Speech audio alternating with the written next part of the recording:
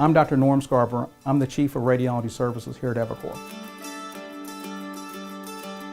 Before I came to eviCore, I initially started practicing emergency medicine before going back and doing a radiology residency. I was the staff radiologist and then eventually the chief of a hospital-based radiology department.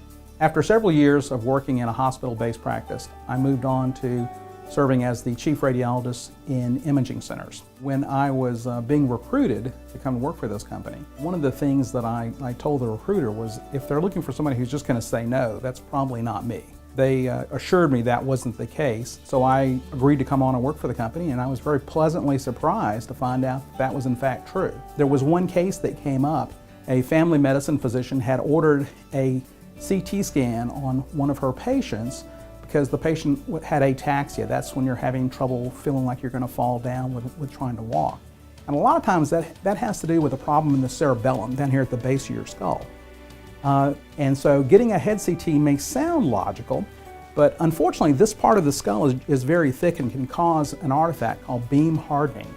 And that obscures portions of the cerebellum. And as a result, you can't see that part of the brain that may be involved. In reality, an MRI of the brain is a much better study since it's not susceptible to that artifact. Well, I explained that to this family medicine physician, and you could kind of hear a light bulb going off. And she told me, you know, nobody's ever really explained that to me before. And so with that, I felt like I'd really made an impact on that patient's care. I prevented that patient from being exposed to radiation unnecessarily.